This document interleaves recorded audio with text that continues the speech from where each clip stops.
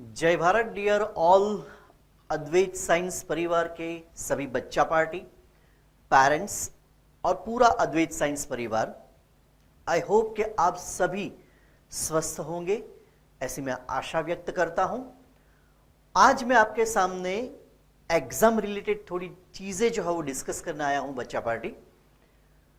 I hope कि आपको दिसंबर and तक का टाइम टेबल जो है, पूरा एग्जाम का जो शेड्यूल है वो अब आपके पास पहुंच चुका होगा। और जहां तक मैं समझ रहा हूं ऑलमोस्ट सारे बच्चे जो हैं वो अब सिस्टम के साथ ग्रेजुअली धीरे धीरे सेट हो चुके हैं। साथ में दिवाली आ रही है। आप में से बहुत सारे ऐसे लोग होंगे जो दिवाली के दौरान, जैसे फ्लिपकार्ट हो गया, अमेजन हो गया, जिसमें अलग अलग तरीके से स्कीम होती है, वैसे बच्चे भी हैं, वो शायद खुश हो गए होंगे कि हमारे सिलेबस में थोड़ी बहुत जो है वो कटौती हो चुकी है। लेकिन मैं आपको बता दूं कि अद्वैत साइंस परिवार जो है, अद्वैत विद्या निकेतन जो है, उसका पहले से ही इस बारे में स्टैंड जो है वो क्लियर है कि हम कुछ भी सिलेबस जो है वो डिडक्ट नहीं करने वाले हैं। सारे के सारे चैप्टर, उसके सारे के सारे टॉपिक्स जो हैं वो हम पढ़ने वाले हैं। हाँ, जहां तक 10th और 12th की बात है तो जो एग्जाम में आने वाला है वो हमारी प्रायोरिटी रहेगा, लेकिन सिलेबस जो हम कंप्लीट पढ़ने वाले हैं इसमें कोई भी शंका नहीं है। तो इस बारे में कोई भी डिडक्शन नहीं है, कोई भी स्कीम नहीं है, कोई भी ऑफर नहीं है, ये आप समझ के चलिएगा। क्योंकि सिलेबस कुछ भी अगर हम स्किप कर जाएंगे तो आगे जाके वो कहीं ना कहीं आपको 100% दिक्कत जो वो कर सकता है, एंट्रेंस में कर सकता है, फर्दर स्टडी में कर सकता है। तो कुछ भी हम सिलेबस कोई भी स्टैंडर्ड में 9 से लेके 12 तक कहीं पे भी वो हम डिडक्शन नहीं कर रहे हैं, कुछ भी हम रिड्यूस नहीं कर रहे हैं, सारी चीजें हम पढ़ाने वाले हैं। दूसरी चीज कि जो दिसंबर तक जो आपको स्केड्यूल मिला हुआ है एग्जाम का, उस स्केड्यूल में थोड़ी बहुत चीजें जो हम ऑब्जर्व की है हमने, वो हम डिस्कस कर रहे हैं। ठीक है, पहली चीज तो ये कि ये जो एग्जाम का शेड्यूल जो है वो आपको व्हाट्सएप के माध्यम, मोबाइल के माध्यम के थ्रू आपको मिल चुका होगा।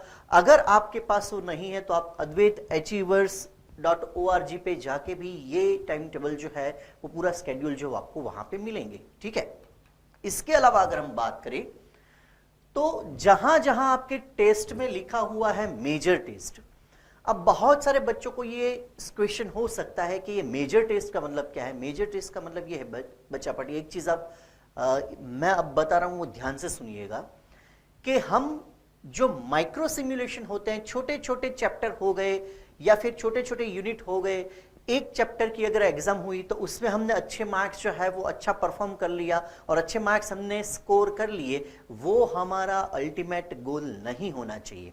और इसलिए मैं बता रहा हूं कि अब जहां जहां पे आपकी मेजर टेस्ट लिखा हुआ होगा वो सब आपके क्यूमुलेटिव टेस्ट है। क्यूमुलेटिव टेस्ट का मतलब यह है कि मेजर टेस्ट में अगले दिन लेक्चर में जो भी चला है, फर्स्ट डे से लेके लास्ट डे तक जो भी लेक्चर में चला है वो सब आपका सिलेबस है।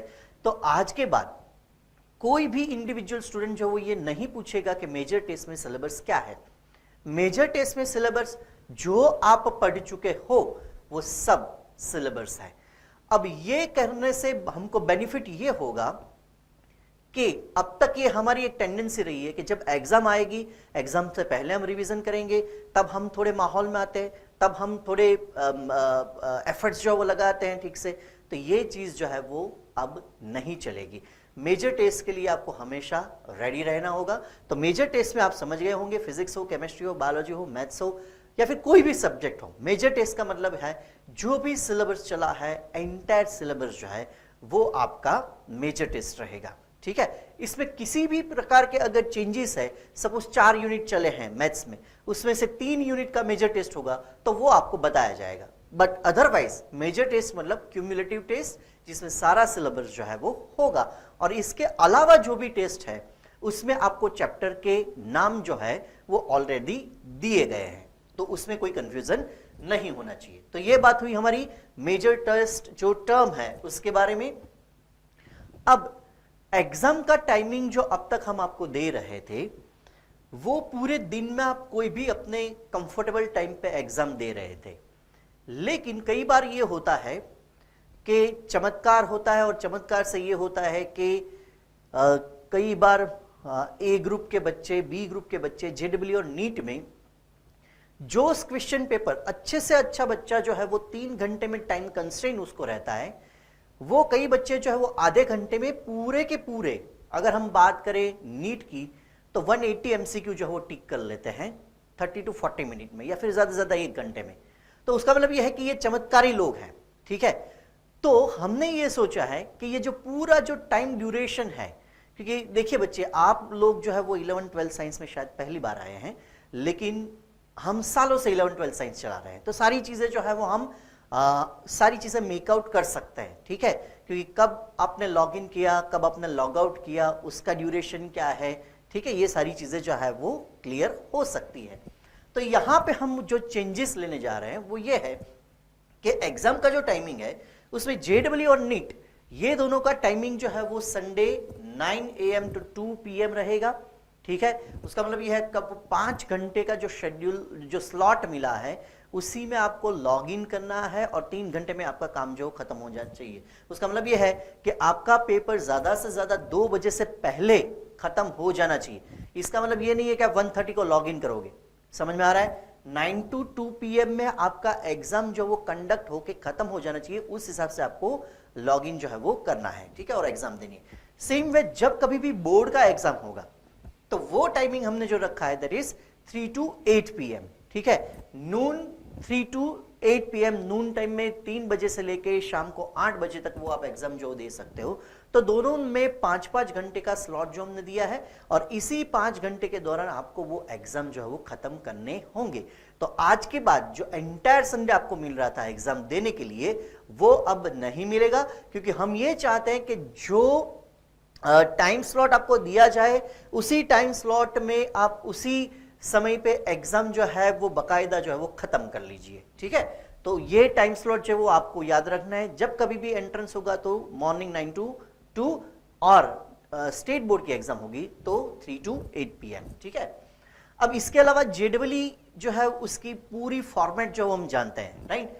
फिजिक्स, केमिस्ट्री और मैथ्स में तीनों में 25 MCQ ईच पूछे जाते हैं एग्जाम में, 100 उसके मार्क्स होते हैं, ये सारी चीजें हम जानते हैं, ठीक है। इसमें मैंने लिखा है 20 + 5 MCQ, 5 हमने क्या लिखा है, न्यूमेरिकल, ठीक है। अब मेरा ऐसा मानना है कि 11th के जो नए बच्चे हैं वो ग्रेजुअली ये जो सिस्टम है वो अडॉप्ट कर चुके हैं, ठीक है। तो थोड़े बहुत वेरिएशंस जो हैं वो हम उस हिसाब से लेके आ रहे हैं कि वो वेरिएशन जो है वो आपको आगे जाके एडवांस की एग्जाम जो है उसमें भी हेल्प करे, और वो प्रैक्टिस हम 2 साल खत्म होने के बाद ना करें बल्कि अभी से करें, ठीक है। और इसलिए देखिए कि 20 MCQ in each of the subject, whether it is physics, chemistry और मैथ्स, राइट। 20 MCQ जो है वो कैसे हैं, ओनली 1 ऑप्शन जो है that would be correct amongst this ABCD। 4 option में से कोई एक ऑप्शन जो है वो सही होगा, 3 जो है वो गलत होंगे। ये मैं कुछ नई चीजें आपको नहीं बता रहा हूं, और ये आप जानते हैं कि इसमें अगर आपका आंसर गलत हुआ तो 1 मार्क्स जो है वो क्या हो सकता है, नेगेटिव हो सकता है। अगर सही हुआ तो 4 मार्क्स मिल रहे हैं, अगर गलत हो गया तो 1 मार्क्स जो है वो कट रहा है। ये हम जानते हैं, ये 20 MCQ में फिजिक्स, केमिस्ट्री और मैथ्स में ये फॉर्मूला। अब जो इंपॉर्टेंट चीज है वो हमारे लिए बाकी के 5 MCQ है, ठीक है, in physics, chemistry and maths, in entire 3 subject, ठीक है। अब सपोज यहां पे एक क्वेश्चन हमने लिखा है, शायद ये आपको दिखे ना दिखे, the least integral value of k for which bracket में k - 2x² + 8x + k + 4 is more than 0 for all x belongs to r is. अब यहां पे आपको ऑप्शन जो है वो नहीं दिए गए होंगे, लेकिन आपका आंसर जो है वो आपको वहां पे टाइप करना होगा, ठीक है। आपको ABCD में से कोई भी टिक नहीं करना है, लेकिन आपके कीबोर्ड से आपको वो चीज जो है, जो भी आंसर आ रहा है वो आपको टाइप करना रहेगा। और वो क्या हो सकता है, it could be a numerical value between 0 to 9, it could be a negative integral like -3, -9, -1, 2, 3 etcetera. ये सब एग्जाम्पल में दे रहा हूं, ठीक है, इसमें से कुछ भी हो सकता है। Positive decimal value like 12.33, 0.25, 1.23, right. Negative decimal value भी हो सकती है, -2.33, -10.25, -1.23, राइट। और सम टाइम ऐसा भी हो सकता है कि आपका आंसर जो है वो कोई रेंज में दिया गया हो कि यहां से लेके इस रेंज तक, ठीक है। तो उसका मतलब ये है कि ये जो 5 एमसीक्यू जो हैं उसमें बहुत सारा वेरिएशंस आ सकता है, और उसमें आपको ये डिसाइड करना पड़ेगा कि मेरा आंसर जो क्या आ रहा है वो आपको कीबोर्ड से सिंपल टाइप करना है। उसमें कोई भी ऑप्शन जो है वो आपको नहीं दिए गए होंगे, और यही पैटर्न जो है वो जेडब्ल्यू में भी है, यही पैटर्न जो है वो एडवांस में भी है। तो उसी हिसाब से हमको प्रिपेयर जो है वो इसलिए होना चाहिए।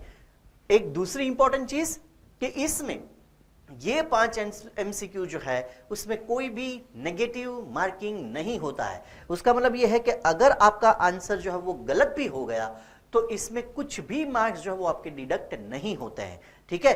तो ये जो 5 एमसीक्यू है वो अब आप इसी ऑप्शन, ये जो जितने ऑप्शन दिए हैं ये डिपेंड करता है कि आपका आंसर जो वो क्या आ रहा है, ठीक है। वो सारी चीजें जो है वो आप हमारा जो सॉफ्टवेयर है उसमें आप वो एंट्री कर सकते हैं, और उसके हिसाब से वो आंसर जो है वो आपका वहां पे सबमिट हो जाएगा, ठीक है। तो ये चीज जो है वो जेडब्ल्यू के लिए जो इंपॉर्टेंट थी वो मैंने बता दी, ठीक है।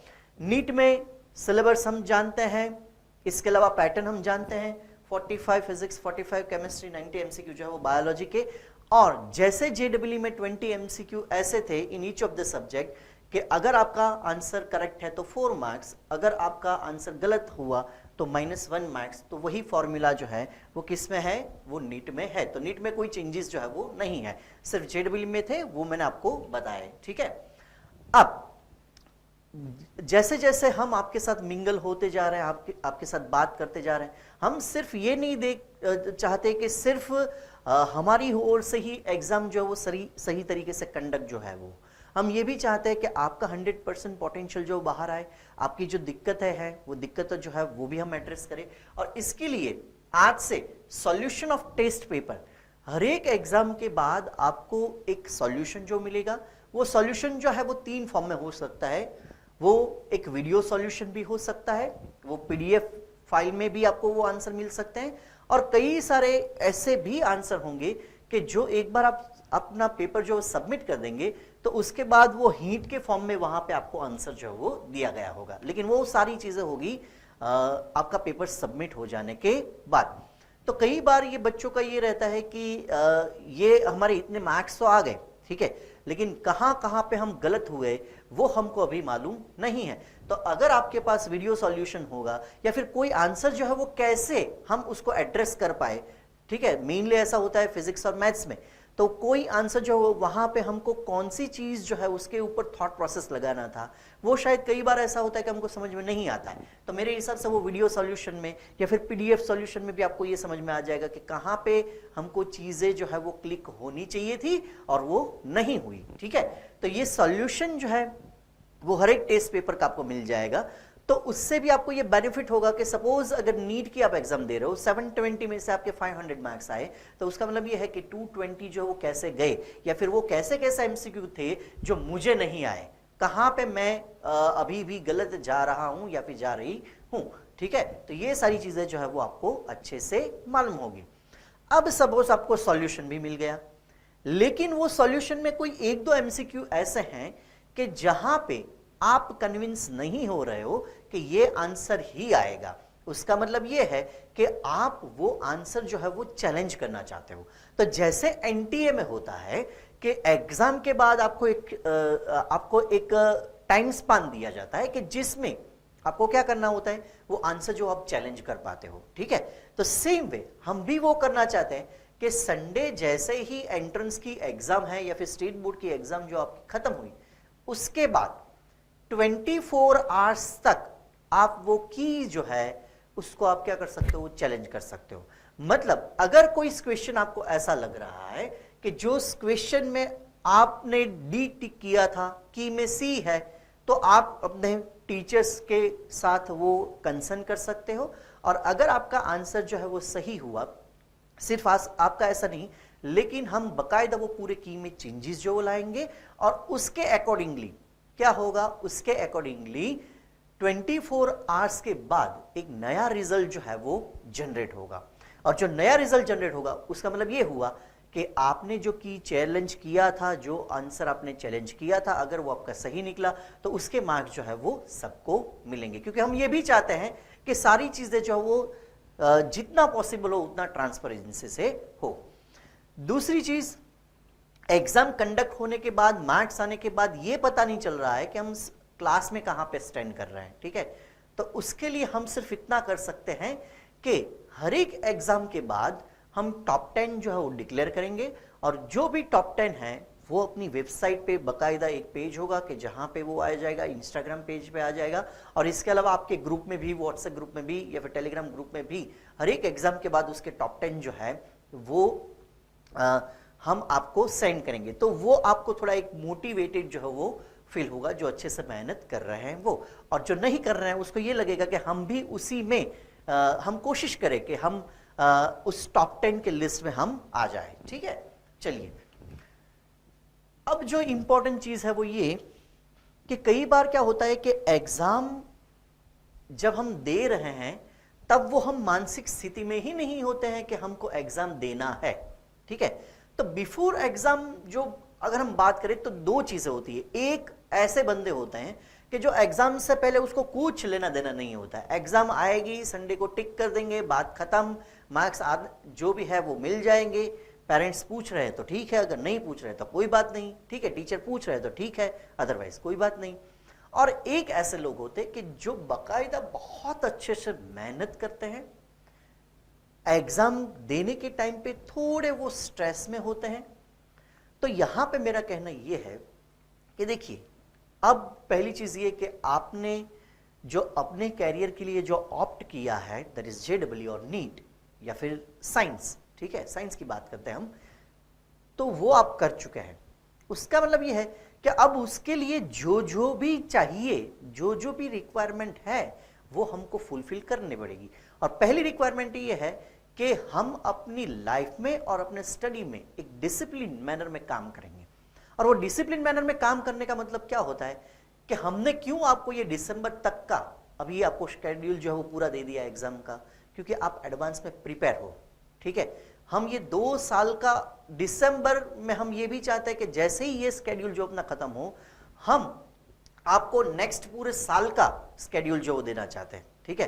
तो उसका मतलब ये है कि हम सारी चीजें जो वो एडवांस में सारी चीजों के लिए प्रिपेयर रहे, ठीक है। सपोज अगर हम बात करें कि विराट कोहली है या फिर धोनी है, जब वो क्रिकेट खेलने जाते हैं तो उसका मतलब ये होता है कि जब वो पिच पे नहीं है, अभी वो कहां पे है, अभी वो ड्रेसिंग रूम में ही है, लेकिन वहां पे भी वो वार्म अप करते हैं, वो कॉन्स्टेंटली ये सोचते हैं कि मैं ये गेंद जो ऐसा खेलूंगा, मैं वहां पे जाके इस एवरेज से खेलूंगा, ये बॉलर को मैं ऐसे खेलूंगा, वो बॉलर को मैं वैसे खेलूंगा, ये सारी कैसे खेलूंगा वो उसके दिमाग में चलता होता है, ठीक है। और जब वहां पे पिच पे पहुंचने के बाद वो कभी ये नहीं सोचते, जो पिच में पहुंचने के बाद ये सोचता है ना कि मैं सेंचुरी लगा दूंगा, वो कभी सेंचुरी नहीं मार सकता। वो पहले सोचा होना चाहिए कि मैं इस पिच पे जाके 100 बनाऊंगा। वहां पे जाके जो सोचता है वो स्ट्रेस में आता है कि मैं सेंचुरी बनानी है, मुझे सेंचुरी बनानी है, मुझे सेंचुरी बनानी है। ये नहीं करना है। जो भी एग्जाम के लिए सोचना है वो पहले सोच लो, ठीक है। तो बिफोर एग्जाम जो वो मेंटली प्रिपेयर हो जाओ, और जो लास्ट मिनट तक जो पढ़ता है, लास्ट मिनट तक का पढ़ाई जो कर रहा है, पढ़ाई का मतलब मेरा ये है कि वो सिलेबस खत्म कर रहा है, वो एग्जाम में परफॉर्म अच्छे से नहीं कर पाता है। संडे जो है वो मॉर्निंग टाइम में, अर्ली मॉर्निंग, जो मेरा मानना है ऐसा कि संडे को जो 4:30-5 बजे रेडी होके जो एग्जाम के लिए खुद को प्रिपेयर करता है, उसकी एग्जाम जो है वो सही जाती है। और वो मॉर्निंग स्लॉट जो होता है उसमें क्या होता है, उसमें क्विक रिवीजन होता है, ठीक है, कि फिजिक्स, केमिस्ट्री या फिर जो भी आपका पार्ट वीक है, बायोलॉजी जो भी वीक है, वो वीक पार्ट जो उसके हम क्या करेंगे, जो की पॉइंट्स है वो हम देख लेंगे, और हम खुद को रिलैक्स करेंगे कि आज मैं एग्जाम में ऐसा खेलूंगा, मतलब आज मैं एग्जाम जो है ऐसे अटेम्प्ट करूंगा। वो ग्रेजुअली जो है वो आपको दिमाग में वो कांस्टेंट 3-4 घंटे तक वही थॉट प्रोसेस चलनी चाहिए। तब जाके जब आप एग्जाम में बैठोगे तो ग्रेजुअली आपका बॉडी, आपका माइंड, आपका हार्ट, आपका थॉट प्रोसेस, वो सारी चीजें आपको सपोर्ट करोगे एग्जाम के लिए, ठीक है। लेकिन ये किसके लिए है, जो जेन्युइनली एग्जाम देना चाहते हैं उनके लिए है, ठीक है। और वही ये कर पाएंगे। और वही कैरियर बना पाएंगे और वही आगे बढ़ पाएंगे और वही अपने पेरेंट्स का नाम रोशन कर पाएंगे, वही राष्ट्र को आगे लेके जाएंगे। अब आप उसमें है या नहीं है वो आपको सोचना है, ठीक है। तो ये बिफोर एग्जाम हो गया।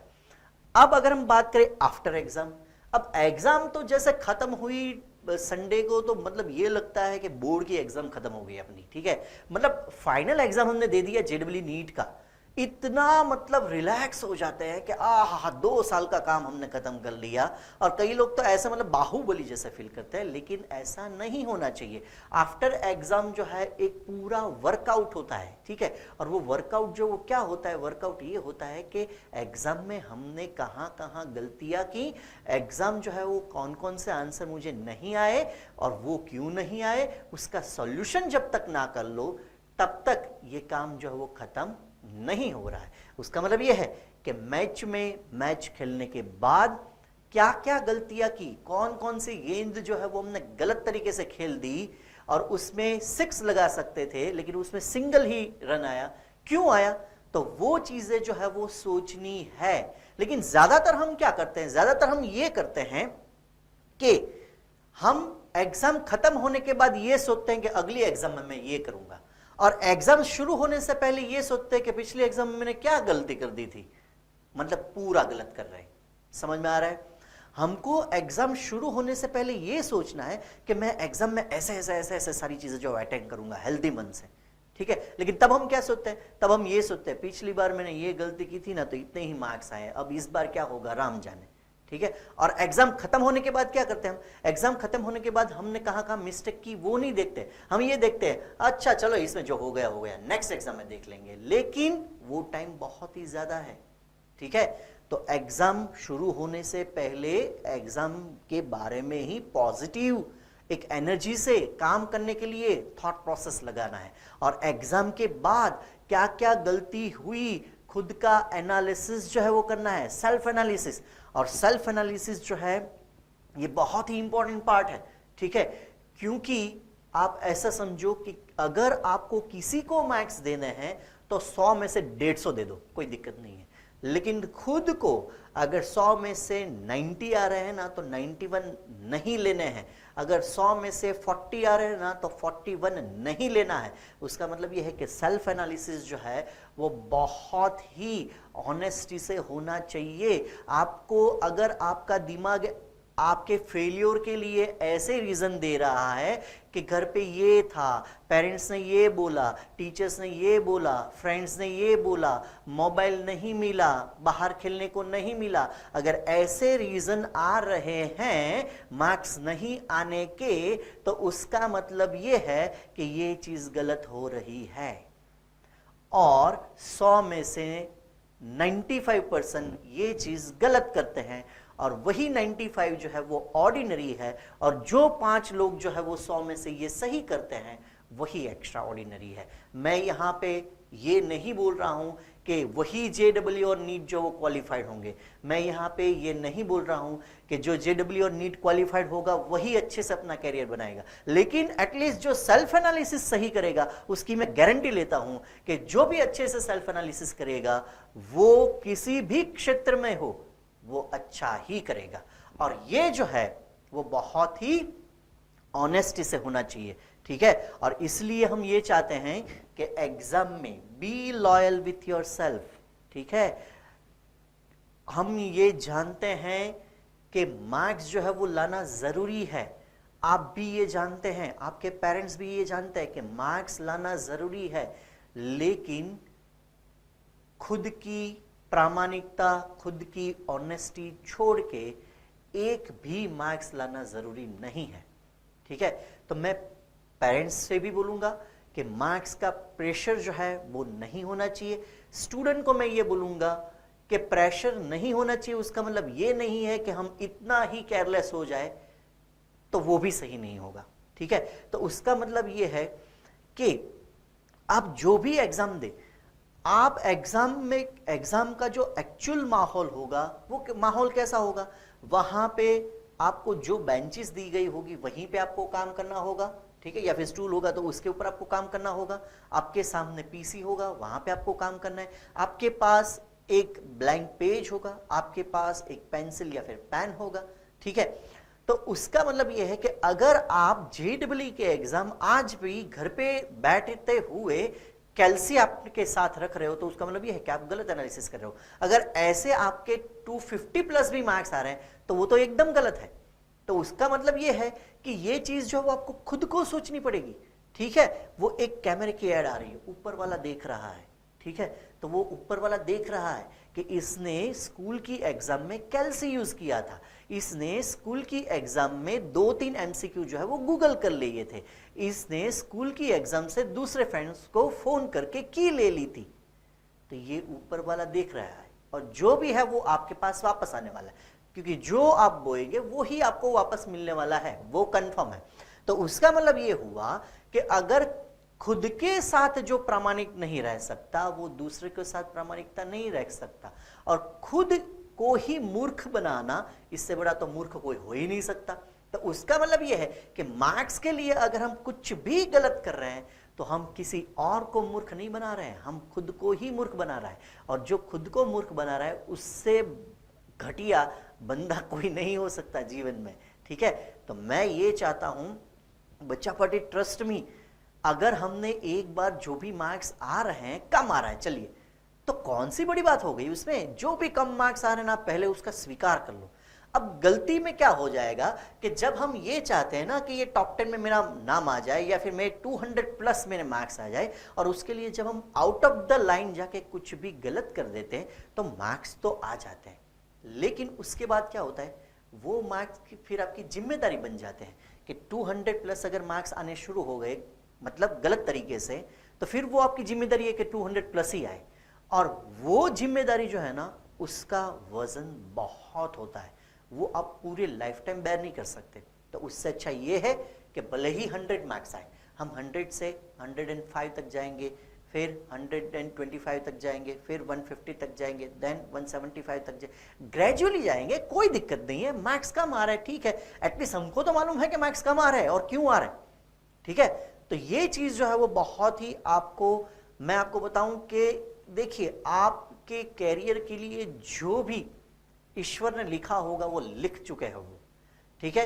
लेकिन अगर आप प्रामाणिकता से काम नहीं करेंगे तो शायद ये भी हो सकता है कि उसने जो लिखा है वो मिटा भी सकता है, वो मिटा देगा वो, ठीक है। तो जो भी आप डिजर्व कर रहे हैं वो आपको मिलने वाला है, जो आप डिजर्व नहीं कर रहे हैं वो आपको कभी नहीं मिलने वाला है। तो जो डिजर्व कर रहे हैं उसके लिए ज्यादा से ज्यादा एफर्ट्स लगाए, एफर्ट्स जो है वो काउंटेबल है। तो ऊपर वाला देख रहा है, याद रखना, ठीक है। हम देखे या ना देखे, पेरेंट्स देखे या ना देखे, लेकिन ऊपर वाला देख रहा है, और वो देखेगा और आपको ऐसी जगह पे लात मारेगा कि आप भी सोचोगे कि कहां पे ये हो गया और कब हो गया, ठीक है। तो ये चीज जो ध्यान से याद रखिए कि कभी भी गलत तरीके से मार्क्स जो है वो सिंगल मार्क्स हमको नहीं चाहिए, जो भी होगा वो अपनी मेहनत का होगा, ठीक है। और अपनी मेहनत से भले ही 40 मार्क्स आए 720 में से, भले ही 40 मार्क्स आए 360 में से, कोई दिक्कत नहीं, वहां से आगे बढ़ेंगे और एक दिन जो अच्छा रिजल्ट लेके आएंगे, ठीक है। तो be loyal, please be loyal with your self. मैं आप सभी को अपने अनुभव से बोल रहा हूं और रिक्वेस्ट कर रहा हूं कि गलत मार्क्स जो है वो आज से, एक भी अद्वैतियंस जो है वो अपनी थाली में दूसरों का फूड नहीं डालेगा, वो खुद की मेहनत का ही होगा, और मार्क्स जो है वो अपने ही होगा, दूसरे के मार्क्स जो हमको नहीं चाहिए, अलग तरीके से गलत तरीके से लिए जो मार्क्स जो आ रहे हैं वो हमको मार्क्स नहीं चाहिए, ठीक है। तो be loyal with your self, ठीक है। और लास्ट में मैं आपको बोलूंगा जय भारत। और जब कभी भी देखिए, अभी ये कोविड की स्थिति चल रही है, आप भी फ्रस्ट्रेटेड होंगे, लेकिन अब बहुत ज्यादा टाइम हमको पास नहीं करना है, दिवाली के बाद जस्ट हम मिलने वाले हैं। मेरा ये विश्वास है कि हम जल्द से जल्द मिलेंगे, और हम जितना ये डिजिटल प्लेटफॉर्म से हम आपको पढ़ा रहे हैं, आप सोचिए कि हमारी एफिशिएंसी और भी इससे ज़्यादा है। जब आप फिजिकल क्लासरूम में होंगे तो आपको और भी मज़ा आने वाला है, हम और भी अच्छा काम करने वाले हैं, और हम कैसे भी करके नेशनल रैंकिंग, और साथ साथ में देखिए जेडब्ल्यू नीट जो है वो क्वालिफाइड कर जाना या फिर स्टेट बोर्ड में 90 प्लस मार्क्स लेके आ जाना, वो हमारा अल्टीमेट गोल नहीं होना चाहिए, ठीक है। हमारा अल्टीमेट गोल जो है वो, हम ये भी चाहते हैं हम आपको और अच्छी अच्छी चीज़ें सिखाएं, ठीक है। लेकिन ये सारी चीज़ें जो है वो डिजिटल प्लेटफॉर्म में उसके लिमिटेशंस हैं। तो जब हम फिजिकल क्लासरूम में मिलेंगे तब सारी चीज़ें हम बच्चे से डिस्कस करेंगे। और पूरे अद्वैत साइंस परिवार के सब बच्चे जब आ जाएंगे तो मतलब स्कूल में भी मैं एक्साइटेड हूँ, बहुत मजा आने वाला है। ठीक है, तो जब कभी भी आप डीमोटिवेट फील करो, मैंने अपनी लाइफ में मैं जो अब आपको बताने जा रहा हूं वो मैंने किया है और उससे बहुत ही अच्छी फीलिंग आती है। अब वो करना क्या है, जब कभी भी, पहले तो 3 टाइम फिक्स है, एक अर्ली मॉर्निंग, ठीक है, एक जो है वो दोपहर का खाना खाने के बाद मतलब पोस्ट लंच, ठीक है, एक जैसे ही आप मतलब सो के जग रहे हो तुरंत ही, उसके बाद मतलब नहा धो के, हाँ, उसके बाद जब लंच कर रहे हैं पोस्ट लंच, और उसके बाद जब रात को सो रहे हो तब 3 बार मैं जो अभी आपको दवाई प्रिस्क्राइब कर रहा हूं वो आपको लेनी है। और वो दवाई क्या है, ऐसे हाथ जो ऊपर करना है, ठीक है, एकदम स्ट्रांगली, और क्या बोलना है, हे ईश्वर, बोलिए, हे ईश्वर, जब तक रहे, व्यस्त रहे, मस्त रहे, जबरदस्त रहे। क्या बोलना है, हे ईश्वर, जब तक रहे, व्यस्त रहे, मस्त रहे, जबरदस्त रहे। क्योंकि जो व्यस्त रहता है वही मस्त रह सकता है, और जो मस्त रहता है वही तो जबरदस्त है, और सारे अद्वितीय जो है वो जबरदस्त है। थैंक यू सो मच बच्चा party, love you all, stay tuned with Advait achievers YouTube channel and Advait Vidya Niketan. विद्यार्थी देवो भव, जय भारत।